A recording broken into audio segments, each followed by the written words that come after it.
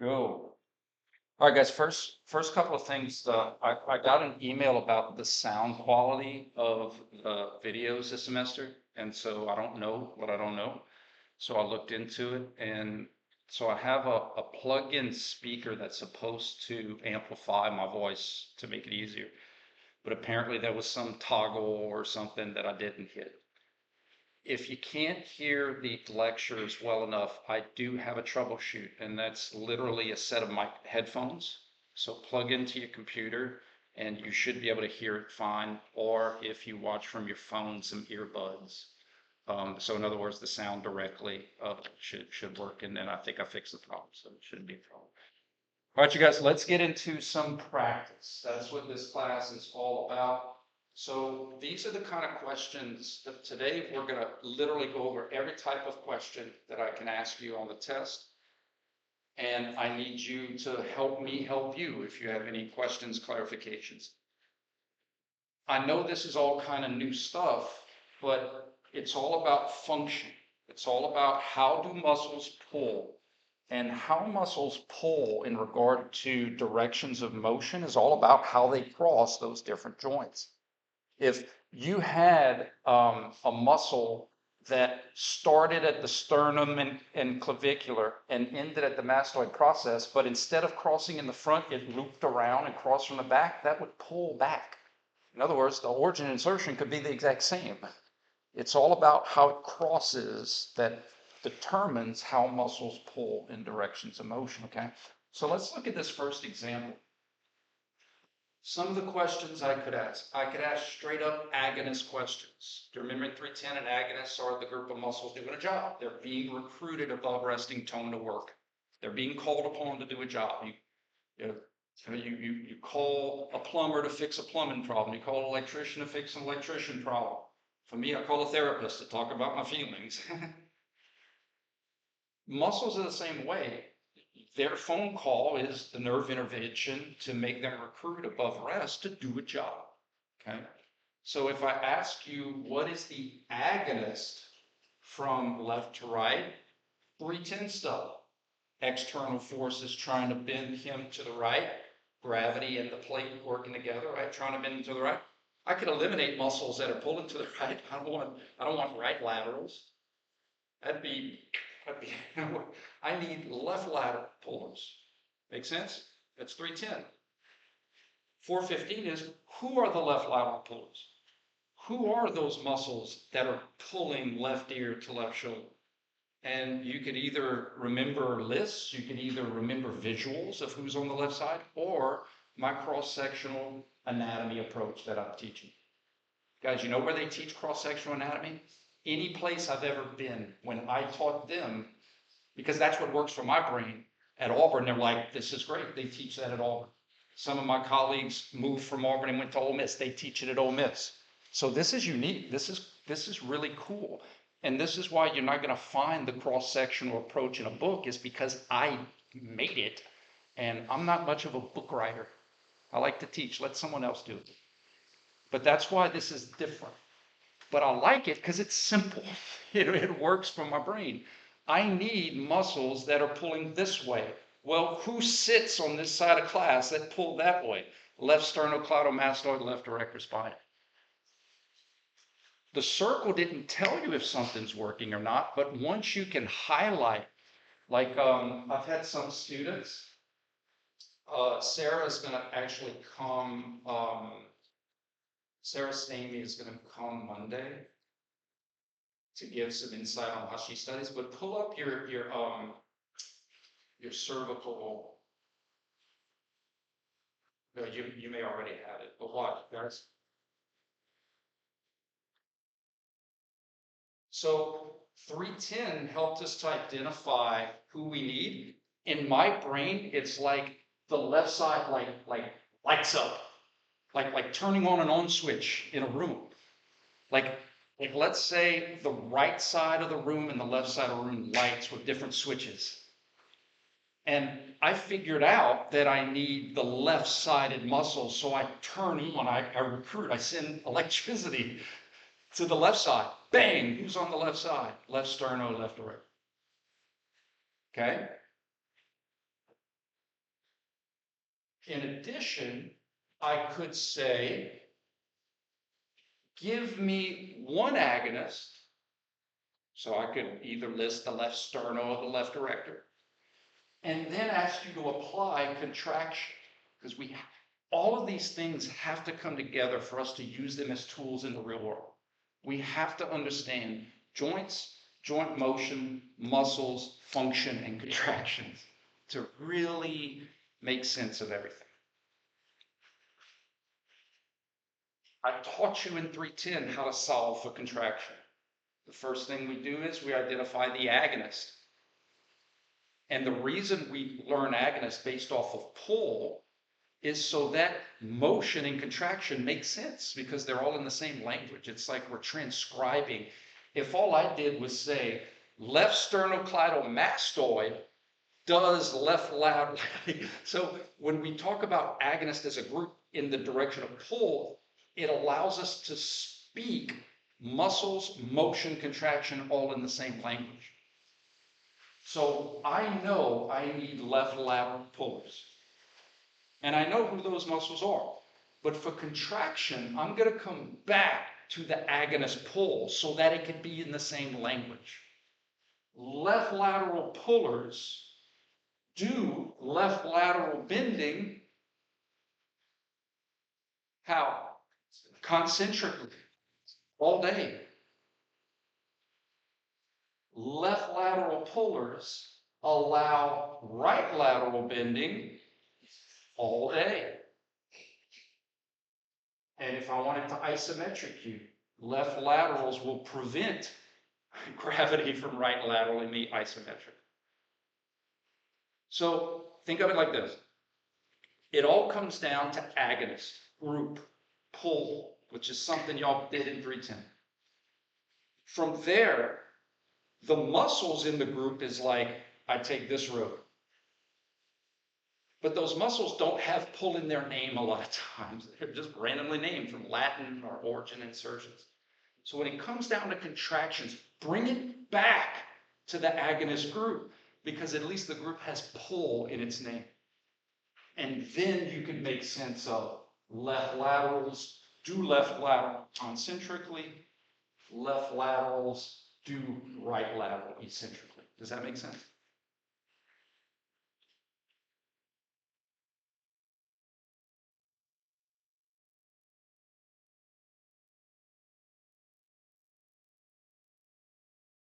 Okay, let's do another one.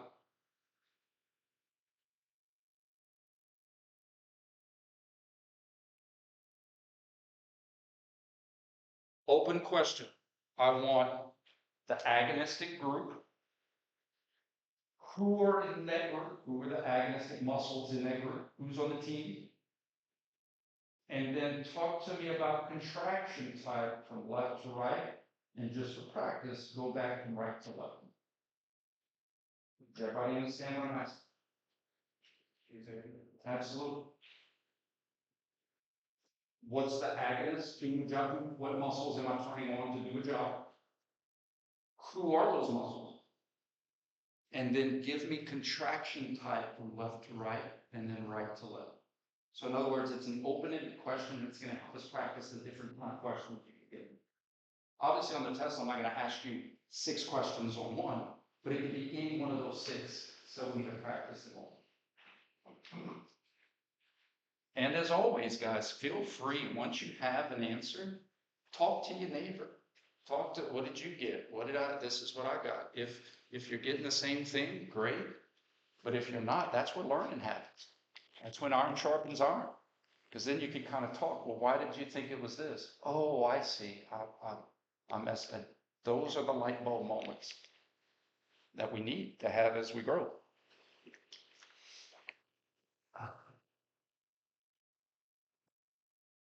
In 310, what was the first question? Remember, we're detectives. We're kinesiology detectives. We're looking for kinesiology clues. The first question we're going to ask when we're analyzing any situation is, what are the external forces trying to do to it? You know, you imagine if you're a lineman and someone's coming at you this way, I need to push that way. If someone's trying to bring me here, I need to push there. If someone's trying to push me down, I need to pull up. our muscles, a majority of the time, are just pulling in opposite directions as external forces. So what is gravity trying to do to the cervical? Is it trying to flex you or extend you? It's trying to flex me.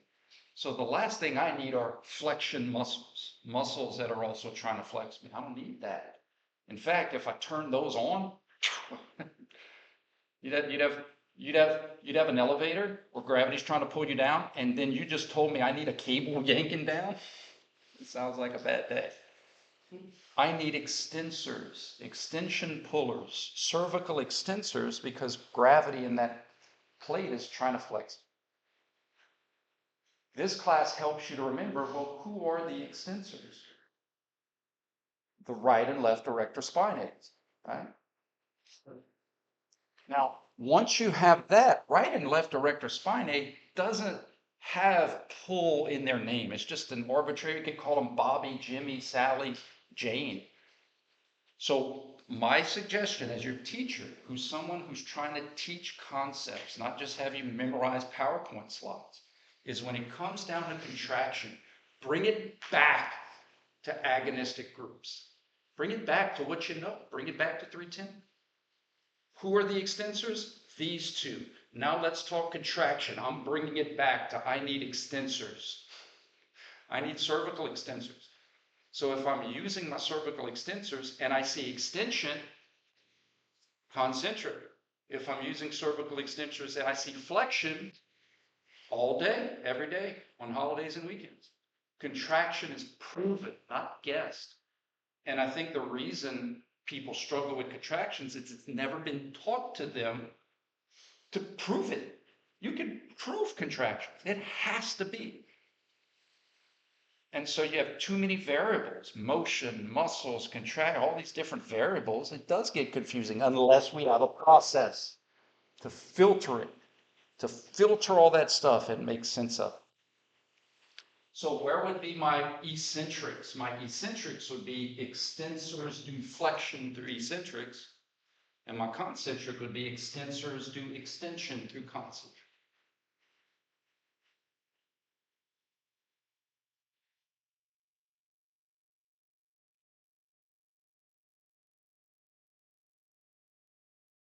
Okay, what if I asked a question like this? Okay, that's terrifying. Let's go back to,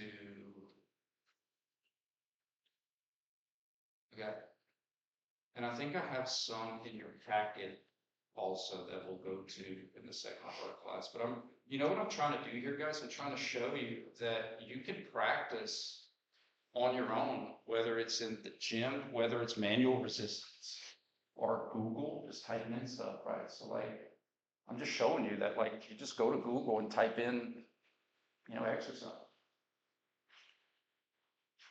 First rule of 310, let's establish who we need because we understand why we need it. Do we need flexion pullers or do we need extension pullers? Absolutely. Absolutely. And this is the wild part. Your body knows all this information. If we were like doing a lab and I said, don't let me push your head forward, you know exactly which muscles to activate, to turn on. Don't let me push your ear to this side. You know exactly which ones. Your body knows all this stuff. We just need your brain to be able to verbally or mentally communicate what your body already knows. So that's why I do these little thought experiments, because your body already knows what to recruit because it knows why it needs to recruit. Remember in 310, I did the example, don't let me push you down. Don't let me push you up. Don't let me push you out. Your body knows this stuff. Okay, what if I ask the question like this? I give you a fixed picture so we can establish agonist. We know who those muscles are. Great. If he's holding this position, isometric, right? Those muscles are still doing work. Physics, they say, well, wait, to do work, don't you have to have movement? There's movement inside the muscles. Isn't there little factories going on, changing ATP? There's an entire factory of motion happening there. So this is physiological work. I can't hold my arm out here all day, even though there's no motion. I get tired because there's physiological work happening inside the muscle. Okay. All right. What if from here, I say, guys, from this position, you observe cervical extension. Is that enough information to talk to me about contraction? Absolutely. You know you're working extensors. If I tell you you observe extension, extensors do extension through concentric, right? Good. Flexion in this exercise. Now remember, it's not just, you know me by now, it's not about memorization. I don't want you to say, when I have extension, I have this. When I have, no, it's about all of the variables. When I have something that's trying to flex my neck, I need muscles that are trying to extend my neck. And in that situation, now when I see motion, I could put A, B, C, and complete the equation. So flexion, not all the time, but in this exercise, is going to be the erector spinae working eccentrically.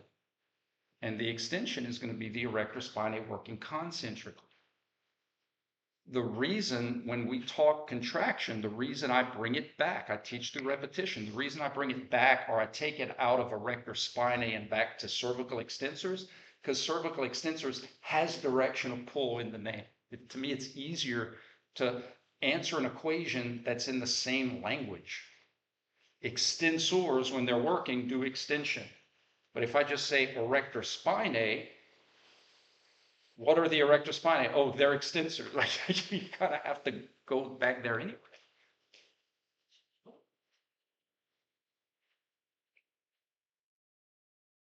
Go to your PowerPoint and let's pull up this. First of all, is this helpful? Question. Yeah, shoot. What if it was isometric right there, over the Same muscles, same muscle, but we stay in the contraction? isometric. Yeah. Okay. You know what's really, this is a reminder of 310, but these things we can't remember everything. There's no consistency with these names. Isometric is the greatest gift to contraction. Iso, same metric length. What does concentric mean? What does eccentric mean? All right. So what concentric means is a concentric circle is where you come back around and meet where you started. So the concept of a concentric contraction is the muscles are trying to meet together, right? Eccentric. What does eccentric mean? Well, if somebody was eccentric, you would think they were different. They stood out. They're not the normal. That's what eccentric contraction is. So in other words, the muscle is pulling, it's trying to bring the 2 points together, but it's letting them get further away. And that's weird. That's how they got those names. But yeah, your cervical extensors would be working isometric, physiologically working. Great question. I welcome all questions, guys. And I don't know everything, but if I don't know it, what a great opportunity to learn. So let's go here and let's do some of these. So last class, we did kind of the isometric, right? But let's put some motion to it. And I think we could all do this experiment. He's pushing on his left side. So if your neck isn't hurt and you want to participate so that you can feel what I'm talking about, go left hand, left ear, and push to your right. So the external force is trying to bend you to the right. You need muscles that are pulling to your left. Left lateral, right? Left lateral, correct. I don't want to say left, right. It gets confusing. You need muscles that are pulling this way. If you were pushing and you could magically make your hand disappear, your head would do that. Okay. From here, you observe while you're still pushing, while that external force is still there, you observe left lateral cervical bending.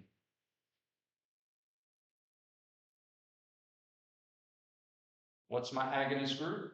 Left laterals. Who are those muscles? Left sterno, left erector.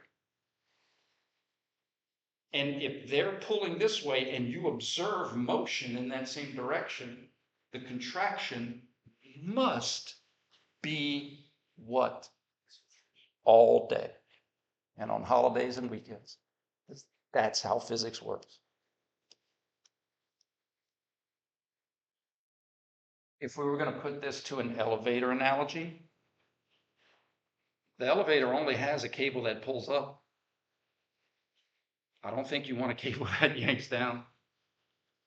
So concentric would be when the elevator is bringing you up while pulling up, shortening those distances, right? Isometric would be the elevator stops to let you out. It's still holding you up. It's preventing you from falling down. And then the eccentric, the weird thing is that the elevator cable, while pulling up, is letting you go down. It's not pushing you down. It's definitely not letting go, but it's controlling the speed about which you fall by pulling up. Does that make sense?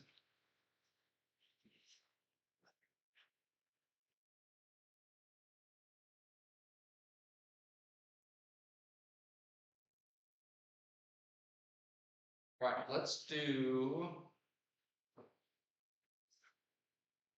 this one. Left to right. I want agonist. I want contraction. Agonistic group. Who are the players in that group? And then what contraction did those muscles have as we go from left to right? Give it some time.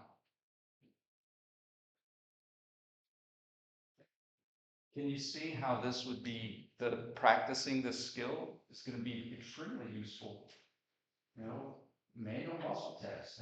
The whole point of measuring certain muscles is knowing how they, and knowing how you have to create resistance against them. And you got to know how these muscles pull. So, as an example, if you know, you wanted to test someone's right sternocleidomastoid, how do you know how to push on their head unless you know how that muscle pulls on their head? Does that make sense? Sagittally, frontally, transversely, and then you can do combinational things. You could push back and to this side. You could push at an angle to really recruit it in 2 dimensions. Like it gives you those opportunities for applicability. All right, guys, agonist, right or left laterals? Left laterals. Who are the left laterals? Outstanding. Left sterno, left erector. What motion did we have from here to here? Left lateral bending. Left lateral benders do left lateral bending how? Concentrically. You see how easy that can be if we just follow the process?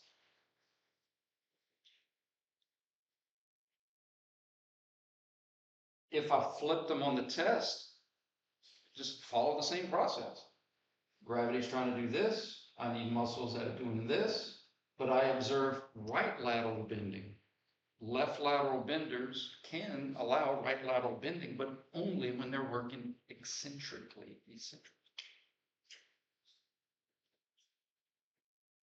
Make sense?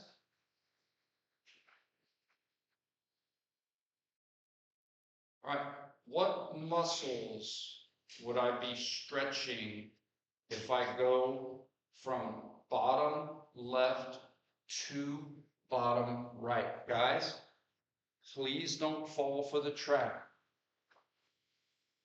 Yes, I can give you a fixed picture, but if I give you a change, and I'm going to communicate that, don't just go off of the first one. Move. I went from here to there. This is the one I want to look at. Does that make sense? For stretching concepts, muscles can only pull. So when distance, when the distance of anything that pulls gets closer together, it pulls less. And when the distance gets further away, it pulls more. So in other words, as I flex my elbow, my points of my flexors get closer together as I extend my elbow to get further apart. And then the whole point of stretch to make things get further apart. So I always like to bring it back to what we know. If I want to stretch a hip flexor, I kind of need to extend the hip. And if I want to stretch a hip extensor, I kind of need to flex the hip. So it's no different. If I bend to the right, I'm not going to be stretching muscles that pull to the right. I'm going to be stretching muscles that pull to the left. If I extend, I'm not stretching muscles that pull in extension. I'm stretching muscles that pull flexion. So it's simple. So what is my new position? Right or left lateral? Right lateral. So she has to be stretching muscles that pull to the left laterally. Who are the left laterals? Left sternal, left direct. See how that works? Who has, and again, guys, I'm never going to ask you to draw a circle for a grade, but how many of you, now that I taught you how to use them as a tool, how many people are pretty comfortable doing the circles? Okay. And again, you don't have to. I'm going to give you scratch paper for the test. And if you want, the first thing you do is write your circles, doon, doon, doon, doon, have everything there, or write your lists, like write a prayer. I don't care. You do you with your scratch paper. All right. What about this one that I told you some students have problems with? I'm going to give you a different view of it because sometimes seeing the same picture gets us into too much of a comfort zone. So let's try to find a different picture. What I mean by that is when I was in athletic training, we had to palpate bony landmarks, right? And I would just practice on myself. So I knew where all my stuff was. And then on the practical test, it was someone different and there was slightly variations of, oh my gosh, I don't know anything. I would love for you to tell me which two that you're accountable for, which two muscles are being stretched in this position. Give it some thought.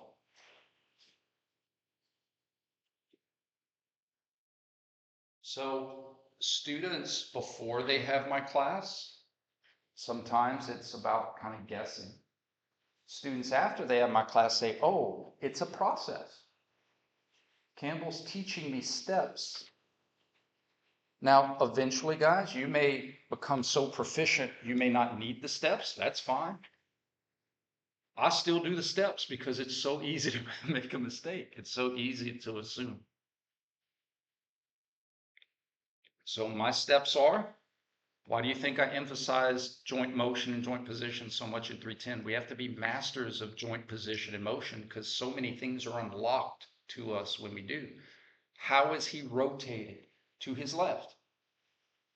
So that tells me if he's twisted to his left, any muscles that pull left transverse aren't being stretched. They're being slacked. They're being shortened. If he's looking to his left, muscles that are being lengthened are ones that are trying to pull back to the right.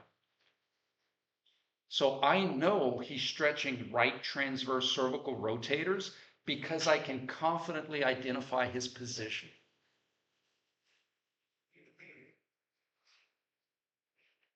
Does that make sense? I know it has to be right transverse cervical rotators because he's rotated to his left. And then my circles help to remind me who are the right transverse cervical rotators. Left sternocleidomastoid, right erector spinae. And again, it's such a great question. But one of the reasons it doesn't feel like it is because your erector spinae that's pulling in a similar location as your sternum on the other side.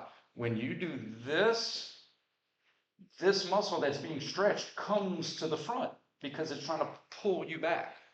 So that's why you feel the stretch right here, but it's not your right sternocleidomastoid. That stretch is coming from your right erector spinae.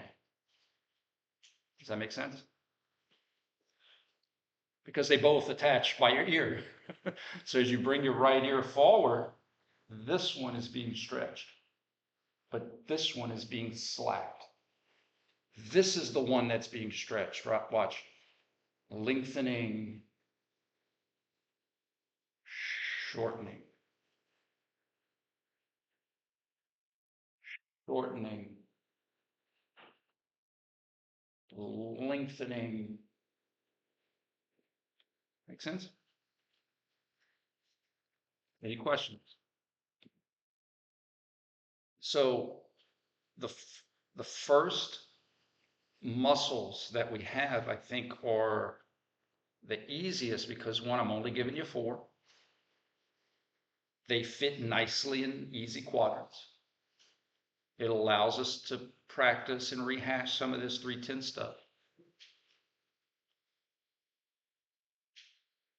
It gets harder from here, right? Like the trunk is more stuff to move. Guys, our neck is not a lot of stuff. It doesn't take a lot of force to move our neck. But when we get down here, I'm gonna teach you how obliques work. I'm gonna teach you so that instead of just saying I'm working the core, that's not enough for us. And I'll tell you why, because there may be instances you get an MRI back and, weakness of right internal oblique. Do specific exercises to strengthen the right internal oblique.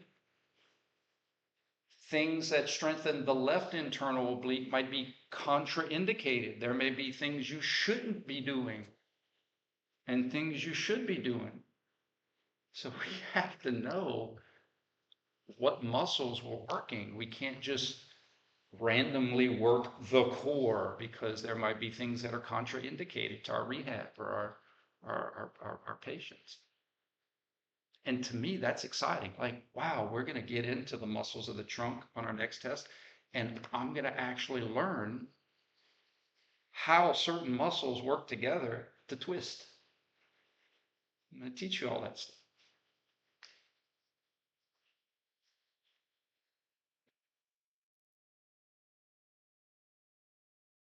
All right, this is what I'd like to do. I've never done this before, but why not? What I'd like to do is for 10, 15 minutes or the rest of class, let's do some lab work. What I mean by that is if you're not injured, literally go through all of your, I'm going to ask you stretch questions. I'm going to give you positions and you have to figure out, okay, what's being lengthened, what's being shortened. So do it. You're like, okay, when I do this, okay, I'm lengthening that. I feel that. Okay, great. When I do this, okay, I feel it. And then either with a partner or by yourself, do some manual stuff. Do some, okay, I want to check all the boxes. Right, left, flex, extend. The harder one is the rotation because it's going to take literally you, like, instead of pushing like on your ear, you would have to do like a manual resistance like on your cheek to try to twist you. And then you could say, all right, I'm supplying a force that's trying to make me look to the left.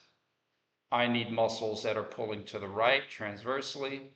Now I do right transverse, what contraction would that be?